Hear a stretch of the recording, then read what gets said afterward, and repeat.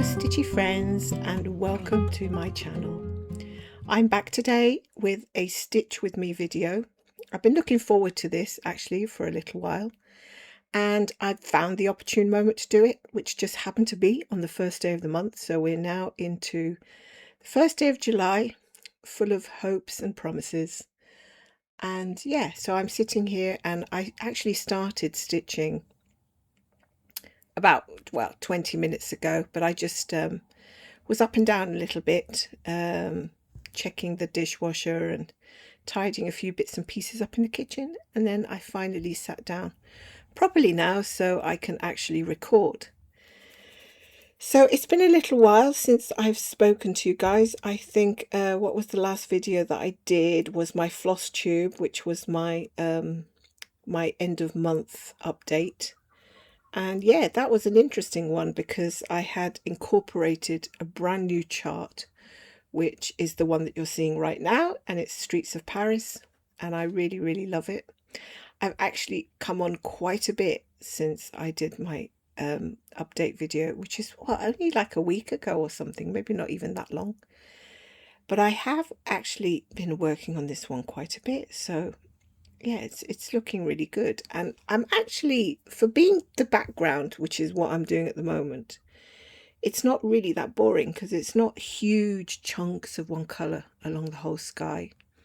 It's quite nicely, mixed up with, as you can see, the colors that I'm doing right now, which are DMC 159 and 161. And a little bit of these like kind of light beigey brown colors as well. So it does give it, a nice bit of variation, a nice bit of contrast. And it doesn't make it so boring as just doing a whole big block color for the sky. I've noticed that in a lot of charts that have got nighttime sky, you basically get just a lot of DMC 939, maybe 823, and the 310 black. My God, I'm learning my numbers. I hope that DMC never change the numbers because that would just completely mess with my head. It's really disconcerting when they suddenly decide to retire a color, or they change a color to a color that already exists, and you think, how does that work? If you're going to change a color, pick a number that you don't have. Don't give it the same number as the color you've already got, because it's really confusing. Because is it one of the charts I'm doing, I've got DMC 3773, which is also DMC 407, I think it is, or something like that, 402 or 407. So I think it's in the HAED cell that I'm doing. I think it's in the battle chart that I'm doing, I think is the problem I've got, where one of the colors is no longer in use. So it said to use a different color, but the two colors are in the chart. So that means that I have to use the same number for the two colors. I know it sounds complicated. I'm still confused when I try to think about it. But basically, I'm using 3773 for both 3773 and 407 because I think one of them isn't, just they don't sell it anymore. But that's fine. But when you start trying to mark it off in your pattern keeper or whatever pattern keeper, I've made the two numbers the same, the two different symbol for the same number. So I've got my 3773 or whatever, and I'm using the symbol for the 407 as the 3773, so that whenever I come across, it's just the same color I'm using every time, which is fine. But it does get confusing because it's two different symbols for the same color. So if the two symbols are side by side, you have to mark one off, and then you have to highlight the next one and then mark it off, and you're using the same color for both. So if they're both like confetti together, it gets a bit confusing. You think, shall I just go with one, do the first symbol with this color, or do the second symbol with the same color, or all at the same time? Yeah, it can get a little bit confusing. Maybe you're confused with what I'm talking about, so don't worry about it. If it's never happened to you, it probably won't happen to you. It's just one of those things I've come across, and I haven't come across it in this chart, thank goodness, not yet. So as you can see, I'm up here on the top left corner, and I've almost completed a page. Like not like you know, massively close to completing it, but I think I'm almost there. I'm halfway down. And I did start it in diagonals, and I meant to keep doing diagonals, but after a while I do start to get tired of the restrictions, so I tend to break out a little bit. And, you know, a bit like a teenage girl who's been told to stay in her bedroom. You're not allowed to go out to the discos. And then, you know, once your curfew is over, you just go crazy. Hairspray your hair. I mean, I'm talking back in the 80s and 90s. I'm not talking, I don't know what teenage girls do today. They probably are fine to stay in their bedrooms because they can just, you know, chat to boys on their phones. We didn't have that luxury when I was a teenager. We had to go out and actually look for boys to pester and aggravate. But we weren't able to just, you know, look them up on TikTok or whatever it is. I've forgotten what I was talking about now. I'm in one of those funny moods of rambling about, you know, silly things, but just, yeah. I don't blame if you don't want to watch. I won't take it personally. Or maybe I will, actually. Anyway, let's be a bit more serious. So, yeah, so the point being that I want to break out of my diagonal at some point. And I don't feel bad about doing that. It doesn't bother me in the slightest. And I'm just going to finish this page. This needle winder's getting in my way now. Sorry if I'm jogging the screen as well. Talking about Needleminders, this one is available in my shop, and there is currently, my Etsy shop, there is currently a sale on, so please go take a look and take advantage of that. Traffic has a little bit thinned out recently, and I think it's to do with the Etsy algorithms, and I've been looking that up, and apparently they are particularly terrible. And I think it could only be due to the fact that I wasn't updating the shop with new Needleminders for a little while. So Etsy just thinks, oh, she's not very active, let's just, like, you know, not send her any traffic. But now I have been honestly updating, and it's a little bit disappointing because Etsy are not, you know, cooperating. They're not playing nice.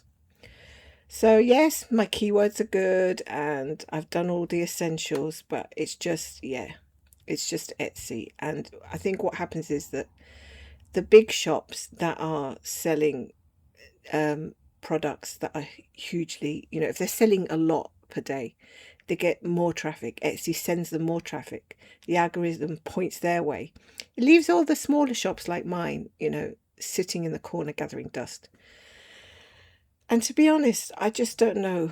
I just don't know about it. So that's another conversation another day. But yeah, I'm in two minds about what I'm going to do with my shop, to be honest. But at the moment, I have put on a sale, and I have uploaded quite a number of Needleminders, which I find quite difficult to do in the heat wave because I have to sit and do resin and quite a bit of, you know, sitting down and crafting, and it can be very tiring when there's a heat wave. We didn't get a huge amount of heat wave here in Scotland, but it was humid enough to set me off with my allergies, and that is one of the other things that if you watched my previous videos, you'll know that I do suffer from continuous chronic allergies. In fact, I have been diagnosed with something called allergic rhinitis, so I assume that that's something that's just coming and going when it fancies. So it leaves me quite feeling like I've got a flu, which when I don't have a flu and my nose just gets either really dried out or it gets completely runny and I sneeze a lot, or I'm congested, which I feel a little bit like that now. And it's quite humid outside. It's not hot. I think it's around 20 degrees Celsius, between 18 and 20, which is actually quite nice. It's not hot and it's not cold, but the humidity is I think wrecking my nose a little bit and my sinuses. So I have got this lovely, I call it lovely, it's not really lovely. I've got this lovely little bottle, and you disinfect it, or you make sure it's super clean every time you use it, and you pour in some cooled boiled water, and you put in a little sachet of salts, and you squeeze it up your nostril, and it is heavenly. It cleans out your sinuses, it flushes out all those germs and horrible things, all those little things that are driving you mad if you've got allergy problems or congestion or whatever. And it really does work for me. And I don't do it all the time because I don't think it's good to do something like that all the time. But definitely when I start getting, the little twinge in the side of my nose, I definitely go and do a couple of those sinus rinses, and I find it helps a lot. So talking about sinus rinse, I might actually do that later because I do feel like my voice is coming from somewhere at the top of my nose rather than the back of my throat. It's kind of how it feels. But anyway, back to the stitching. And so I was going to say, what have I done this month? But we're past June now. June has gone. I did manage to touch 7 or 8 of my whips, which I was happy about. I didn't make any plans for June. Sorry, July. I'm getting June and July completely mixed up. I don't really make plans. So I just thought the plan is to not make a plan, is just to do whatever I fancy, which is what I normally do. However, let me tell you this. My Riverwalk charm is at 59 point, is it 59 or 58.99? I think it's 50 something, 58 or 59.99%. No, I think it's 58.99%. Or it's just hit 59%. I'm getting confused. So I've got 1% to go to hit 60,000, which for me is a milestone on a big chart like that. So I'm thinking of doing, I'm thinking of just trying to work on it enough throughout July that I can get 60%, and then I'll be happy. I'll be happy for a while because then I'll have another milestone. I'll have to get to 70%. But for now, that's really, really good. I don't think it was that long ago that I reached 50% because I've been like, stitching on it here and there and keeping it up. But what I did think of doing for July is maybe picking out Riverwalk Charm, Vatican Sunset, because I love it. Maybe one of my stamped ones. Maybe this one. And the HAED Sal. So that's 5. Maybe picking out 5 and just concentrating on those, putting the rest away. Because if I keep going through all of them and recycling all of them, I don't get as much progress on them. I barely get 1,000 a month, which for some people, they think that's really good to get 1,000 in a month. But I'd like to really aim for 2 or 3. So the only way I can do that is by putting some away. But then the thing is that the next month I want to get the same amount of progress, and then the others don't come back out. So then I start to feel guilty, and I don't know. So I haven't made up my mind, but I do want to continue with the HAED Sal because I want to get the 6 pages, at least the 6 pages done. I have a chart called Moon Witch. It was a freebie by Artisy, and I want to do a few stitches on that. That's mainly one I started for my birthday and Halloween last year, and I don't think I'm going to bring that out really until my birthday this year. Won't be having any new starts at Halloween. Most likely won't be having any new starts at Christmas. So I just want to, truck on with what I've got and get some good progress in it, because I like seeing the path going forward rather than staying stagnant for too long. I don't want to have Riverwalk Charm still be stitching on it in 5 years' time. So I'm keen to keep it moving. So that's it about the stitching. There's not much else really that's been going on. I have, just move this out of the way. So yeah, I've been doing lots of daily walking. I've been eating more healthy. I've been trying to look after my health a bit better just to overcome some of these miserable chronic things like sciatica that just comes out of the blue when you least expect it. You think you're doing all the right things, you're doing your strength exercises and you're doing your core strength exercises, and then one day you wake up and you've got a big sciatic pain and you think, what happened? I was doing so well. Just like life surprises you in other ways. Sometimes you think, I can't control everything. There's going to be days when my sciatica is going to flare up, whether I like it or not. And my allergies are going to flare up, whether I like it or not. And that's the other thing I meant to say, is that I haven't done a live stream for a few weeks now, and I really enjoy doing them, but I just haven't been feeling well enough to do them. I keep getting these sinus issues. My back has flared up again, and it takes a special kind of energy to sit there and do the chat thing and stitching at the same time. It's quite stressful. It's enjoyable, but it's stressful. And I want to be a bit more, have a bit more energy, feel like have better sleep. My sleep has been terrible. I haven't been sleeping all that well. I've been going to sleep really late, waking up a bit later than I should. But it's getting back on track now. I'm starting to feel a bit more like a human being. But I think the problem is partly the weather. It's very difficult to sleep when it's humid and hot. And it's partly to do with the sinus issues again and all the rest of it. So, just not feeling quite right. And if you're uncomfortable lying down, which I am mostly uncomfortable lying down, it's just a pain. It really is. So I end up getting up and reading my book or whatever. But yeah, it just, I don't know. I just want to get a little bit on top of these issues. But I find like I find like I look forward to the summer, but then this is what happens. I end up getting all these allergy things, and I can't really enjoy it as much because I keep waiting for it all to clear up for me to do stuff. So there hasn't been as much going out as I'd like, to be honest. I like going outside for walks, into town, all that kind of thing. But yeah, I just, it's all being delayed because of these irritating little things that I mean, a lot of us have got stuff, I know we have, that we have to bear. So we just have to be grateful for the things we can do, right?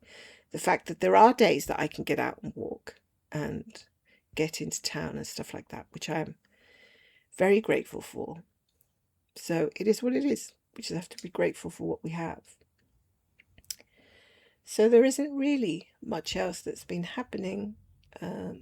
Trying to think. Haven't been doing as much drawing. I like drawing and sketching, and I've been thinking about going back to an art class, but I booked an art class, I think it was a couple of weeks ago, and it got cancelled, and I haven't been back in to see when there's more art classes. So I do like going to them because they're quite social, and also I just like sketching and drawing. So I'm thinking about doing some more of my drawing and sketching, mostly sketching, I think, and maybe doing something like YouTube shorts. I don't know, something like that. But I'm not quite sure how I'm going to do it, to be honest, because I don't really want to mix it up with my stitching channel, and I don't really want to start a completely new channel. So I don't really know if you can divide a channel into sections or something, or maybe just have a playlist. Somebody said to me, just open a playlist for drawing videos and do, your other playlists for your stitching videos. That kind of makes sense. I mean, I'm not expecting to get like tons of traffic or anything. I just think it's nice to share, and it gives me more motivation to actually do it, because I'm the kind of person that if I sit in a corner with a piece of blank paper, I just go, oh, I'm not going to do this. I've got all my pencils sharpened, and I've got my eraser, and I've got all my coloured pencils, I've got everything out, and then I just think, oh, I don't know what to do. Who cares anyway if I do it or not? I know I should be doing it for me, but it's like you kind of need the motivation, you need some enthusiasm. So yeah, it's just another outlet like everything else. Doing stitching 99% of the time leaves me feeling a little bit, well, I mean, I love my stitching, don't get me wrong, but I do end up feeling a little bit trapped with it. And I'm like, there are other things I like doing too. Like I like the drawing, I like the crochet, I like the knitting, but I don't really want to do the drawing, the crochet, the knitting, the crochet and the knitting at this time of year, because my hands get sweaty and what have you. So I just don't really like it as much as I do in the winter. Although I did start a quite large throw for my recliner, And I thought, if I don't get a move on in that, I'm not going to be able to use it this winter. So I did want, it's a crochet, nice big long crochet piece in a nice kind of straw colour. But yeah, first of all, I have to find it. Then I have to find my crochet hook, and then I have to actually sit down and do it. So I've got back into my reading as well, which is good because I'm really terrible for getting back into my reading. So many books I want to read, and I've got a huge list of to be read books. And I'm just, I read at night before I go to sleep, but it's not much that I read. Maybe it's a chapter, so it takes me a long time to get through a book if I'm just going to do one chapter a day. And I know people who can read, like spend 2 days reading a book and finish it completely, but I can't do that. I can't like spend the entire day reading a book and doing nothing else. So that one has to be a bit better organized. And also my walks. So yeah, I'm telling you all the things that I'm juggling in my life, and spending time with my family too, is all got to take a little piece of the pie. So I have to be careful not to do too much of one thing, like have my whole pie taken over by something, and not vary it a little bit. So yeah, I've got to push myself forward in some things and also not overdo other things. That works in every single way. Balance. I think balance is the word of the month for me. I struggle sometimes to find a balance, and I can get a bit over enthusiastic with the stitching, or I can get under enthusiastic about other things. I don't think anybody's ever gotten too over enthusiastic about housework. If you have, let me know, because I would like to know. Actually, I think there are people out there who absolutely love doing housework. I think I've heard from people saying that it gives them a sense of purpose and they find it relaxing and helps with anxiety. I actually think that's quite true, because whenever I feel a bit anxious, I find that getting up and doing something clears my mind and helps me not dwell on whatever it is that my mind is stuck on. So yeah, I do think actually housework is just like, it's just when you clean things up, you feel a sense of accomplishment, I think. So that's definitely true. But on the whole, I don't really enjoy doing housework. I mean, it wouldn't be my favourite thing. But hey, it's another one of those things that has to get done, right? You can't avoid it. It's part of life. The same as washing and eating and sleeping. Those all are things that we have to take care of on a daily basis, as well as taking care of other people, and most importantly, taking care of ourselves, which includes taking care of our mental health, right? How many of you have worried about your mental health and find that some days it's better and other days it's terrible? And depending on whatever's going on in your life at the time, you can have I'm not really, I mean, I'm not a psychologist or anything, but you can have better days than others with regard to mental health. And there are days when you can manage it better, feel a bit more positive or a bit more uplifted. And then there are the days where you just feel completely rubbish and everything just feels bad. Everything feels like it's not going to get better and things. And we cast negative thoughts on them and make things that are bad like 10 times worse than they are. At least I have done that myself. Instead of looking at the situation and just saying, look, it's going to pass. There's no point. If you don't know what the outcome of something is, there's no point in trying to predict or ruminate, because that's what causes all the stress. The rumination, I think. So yeah, I've kind of learned to observe things rather than be right in the middle of them. So if I have like a really emotional day, I let myself have an emotional day and I try to stop it. But I also don't like, I try not to let it drag me under completely. I try not to drown in it. So I'll be more purposeful. So have the emotional day, but do other things that mean I don't have to sit there and stir with the emotions all day long. I think that helps. And also, distraction is a great thing, isn't it? When we find ourselves feeling sad or angry. Angry is a horrible one because when you feel angry, it's just such a strong feeling that it's hard to get rid of. It's hard to wipe clean, and it's also hard to erase. So that's a difficult one to overcome.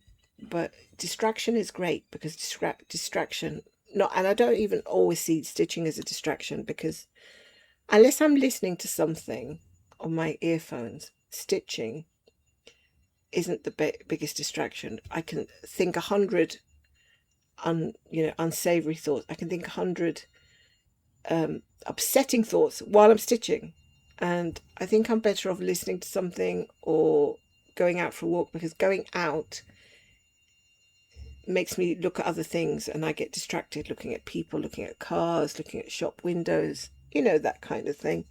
And it's better than sitting in a room being distracted by your own thoughts when your thoughts are going in a direction that you don't want them to be going in. So yeah, that's the way it is. And I feel like I'm actually getting better at blocking out unwelcome thoughts. That's it. I think that's it. I think that's how we do it. So if you've got any tricks or tips for distracting yourself when you're feeling rubbish, I actually haven't felt bad in the last while. I've been feeling pretty good. I've been positive, although some things I've had more intentions of doing and I haven't done at all. And I don't know why that is. Like, I downloaded an app to play a little bit on my piano, because I was saying in my last video that I love playing the piano and I haven't played it for ages. Not really. And I've kind of completely got very, very rusty. And I can only play like a few little notes now, simple things. Whereas before I was playing big classical pieces. So it's amazing to me how quickly you can get rusty and completely lose. If you're out of it for a couple of years, that's all it needs for you to go rusty. And I got this app to try and practice and improve my skills again, or to get back at least to some more decent level than I am right now. And I just haven't sat down and done it. I just keep saying, yeah, I'll do that, I'll do that, I'll do that, and I just don't do it. And I just don't know why. It's like kind of blocking yourself. And I keep asking myself, why don't I do it? I don't know. Does that happen to you? Do you ever just say, I want to do something, but actually getting down to sitting down and doing it, that first step is difficult. Anyway, it's not like a huge deal, because whether I play the piano or not is not going to be the biggest thing in the world. But the point is, it's just irritating when you plan to do something or you want to do something and you just can't get around to it. For whatever reason, it's like you've got some kind of block or something. That's the only thing. My husband said he gets the same thing. He gets that thing too, where he just can't get started on something that he wants to do. So I'm interested in hearing about different ways that people manage that, because obviously I only know my own way of managing that, or not really discussing it with other people. It would be nice to see how other people. I think it's just a matter of discipline, of just making yourself actually get started, and then the rest follows, right? But yeah, that's basically it. So this has been a nice bit of stitching, because it's all been similar colours, these lovely blues. I'm loving these lovely blues in this chart, and I'm finding it quite easy compared to when I go down to do the roof. I think the roof is going to be much harder to do, because it's one of those kind of chessboard like stitches where they're not always that easy to do. They kind of tire my eyes a lot quicker when you've got the chessboard of two colours. You know what I mean? Just imagine a chessboard, black and white, and you've got to fill in all the blacks and all the whites. But they're not completely chessboard like. There's one off here and one off there, and yeah, it can get a bit tiring. I find that my eyes get tired and I just think, oh god, I have to go back and do some more sky. which is why I kind of came out of the diagonal, because when you're working in the diagonal, unless you come out of it, you're working down, and what you get is what you get. But then I thought, no, I'm quite enjoying this limited cross country thing. I'm going to go back to that. But with this one, I'm staying inside the page, and I'm going to do that for this at least for the moment.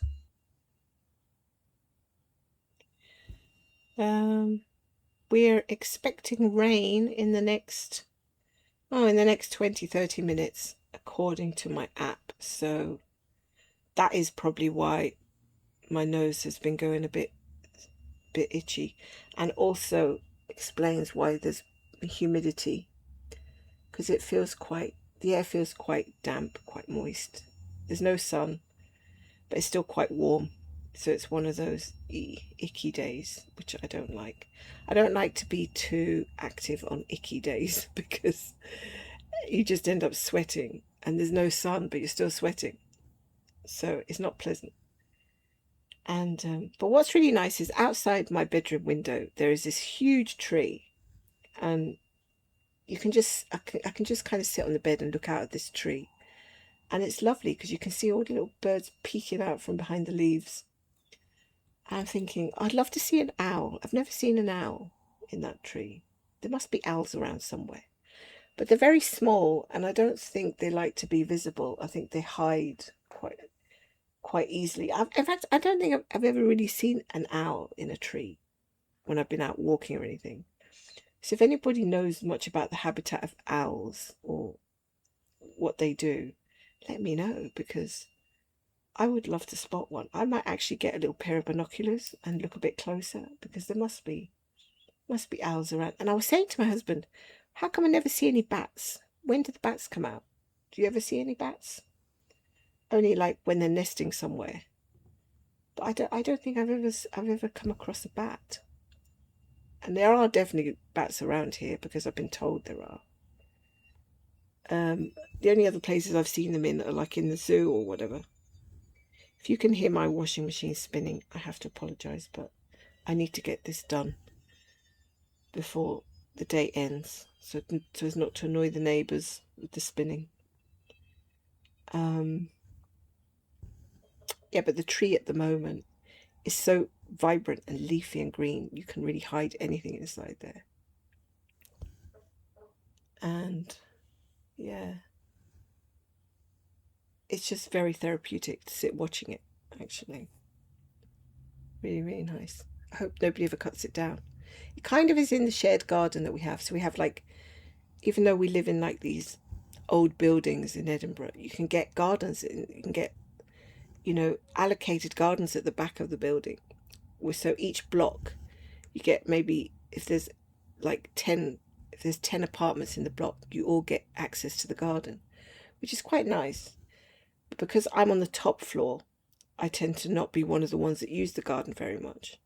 I think the people who are renting or live on the ground are the ones that use the garden the most, because it's just like easier to get to. I've got to go down 10 flights of stairs to get to the garden and back up again. And so it's not really as enticing as it would be for ground floor or first floor residents. And also, our particular allocated piece of garden doesn't get the most sun. So that's another thing that kind of puts you off. But it is useful for hanging out your washing, and it's useful for, like, if you just want to sit out there and read a book, and in front of that lovely big tree. So I hope nobody ever cuts it down. And I think I've heard something about that you're not allowed to just cut trees down now. You have to get permission, because you're killing something quite substantial and valuable.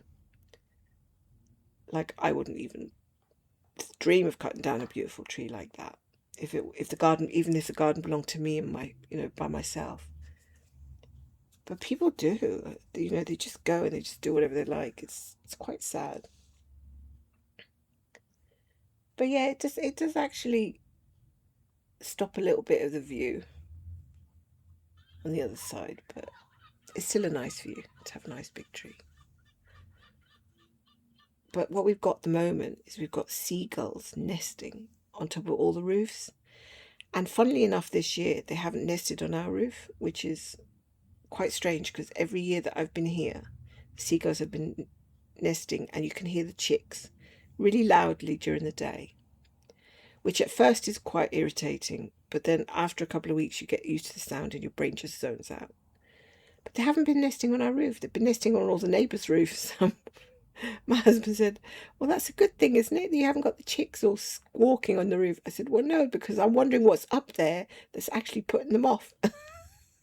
And then the other night we woke up, we heard this like thudding on top of the roof. And my brain, like my sleepy brain, it sounded like somebody was dragging a dead body or picking it up and letting go of it onto the roof. That was like thud. And then after a few seconds, thud, and then dragging, like a dragging sound, and then thud. So it sounded, my brain was inventing this story that there was a great big seagull or something, or a bird, or even a dragon dragging this body across the roof. And then when I got a little bit more awake, I was thinking, oh, come on, that's ridiculous. But what was it? And has it got anything to do? It was probably like a couple of birds found a piece of wood or something, or a branch, and they were dragging it across the roof. But it was really scary because it was so loud it woke us up. And I said to my husband, oh my God, you know, the roof, we were on the top floor, so the roof is quite close to our heads. If something falls into the bedroom. And then it stopped. So I thought something's happened up there, but you can't see the roof because it's flat. The roofs here are completely flat, so there's no way of seeing. That's one of the reasons why they nest with their chicks, because they're flat. There's no way of seeing what it was that's up there that they were dragging around. We'd have to get somebody in to climb up. There is like a hatch you can get into to go up, but that's not something I would do. So yeah, for all I know, there could be an dead alien up there just decomposing and putting all the little seagulls off from nesting. Wouldn't that be funny? Well, not really. Anyway, I think I've talked a load of rubbish. So if you're still with me, then I can only apologise. But that's just what you get, especially when you're talking to yourself and there's nobody to answer and say, shut up, or don't be silly. You just waffle on and on. I'm sure you've heard it with other Stitch With Me's. So why would this one be any different? So that's it. Let's see how much I've got left to do on this section. So I've just got a few more stitches left, and then I think I'm going to have a break and do something else. And please let me know if you'd like me to come back and do more Stitch With Me. Would you like me to come back and do, say, one a week? For the time being, I'm going to give the lives a rest because of my health issues, and I just don't feel quite up to it. I've been going to bed early because I feel a bit rubbish, but I haven't been able to sleep, so I feel even more rubbish. But anyway, apart from that, I'm a bit more comfortable at the moment to do a Stitch With Me because I can, you know, just kind of get it done and upload it, and yeah, just easier for me at the moment. Hopefully in the autumn, when the weather cools down a bit, I feel a bit brighter. But right now I just feel really tired, lethargic, sluggish. And we didn't even get the full heat wave, so just imagine. But yeah, let me know, and I'll be very happy to do another one. What day is it today? It's Wednesday, so I could do another one towards the end of next week. That would be fine. Because it's kind of quite a long time, quite a big gap for each end of month update, I think. And it's, yeah, it takes quite a bit of time to do an actual update because I have to drag everything out into my living room, sort through all my things, take things, decide whether I'm going to take things off Q-snaps or hoops. Then, you know, arrange all my laptop and microphone and what have you, all the bits that you need in the right place, and then make sure the lighting is correct, make sure that I've got everything that I need. It takes most of a day for me. Like if I started it, say 11 in the morning, by the time I'm uploading it in the evening, it's been about 8 hours since I started, with all the edits and everything else. So it takes quite a good chunk of time to do an update. So that's best done once a month. Because I don't even stitch in my craft room any longer. I stitch in the living room. So I move things backwards and forwards from my craft room to my living room. Because my husband uses the craft room as his office, so his end of the craft room is his office and my end is more of a craft room. He's in there most of the day, so I can't really get to use it, or I don't really want to disturb him when he's doing his meetings or what have you. So I'm in the living room when he's in the office. Obviously he gets priority. But yeah, the whole setting up thing can take a while, but it's fine. I kind of enjoy doing the update because it gives me a chance to see month to month how much I've got done. I don't feel like I've got enough done in a week to be bothered with doing another video to say, oh, I've just done, unless there's some major thing happening, or I've got a new chart, which I don't often get, or just some news that I want to share or something. I'm kind of liking the monthly update. That's working for me quite well. I think it's working for you guys too. So a few more Stitch With Me's sound good. And I think we're coming into July. It might get worse. It might get hotter. I've heard there's going to be another heat wave in the south of the UK. I think I read it last night. That's not too good for the poor people who've just come away from a heat wave, and I'm talking about a real heat wave, and they're probably not happy to hear that they're going to get another one. I think here in Scotland we'll be lucky to get to 25 degrees Celsius. That's about I think, no, because we did one day we got to 29. That was one day where I did actually feel quite uncomfortable, and it was only 29 degrees Celsius. Down in London they were at 37 to 39 degrees Celsius. I was just thinking, I'm so glad I don't live in London at the moment. It's actually hotter there than it was in the Mediterranean. But I think Paris got hit worse. Paris got really, really bad. Anyway, let me know what you think. And yeah, I think I'm going to stop here now because it's a good place to stop. Cut my thread if I can get this last bit through.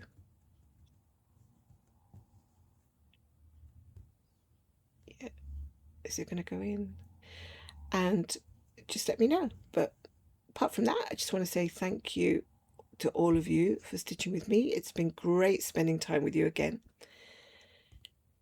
And I hope you've enjoyed the video. I apologise for all my waffling, but that's just the way it comes out. And I'm not going to change it now.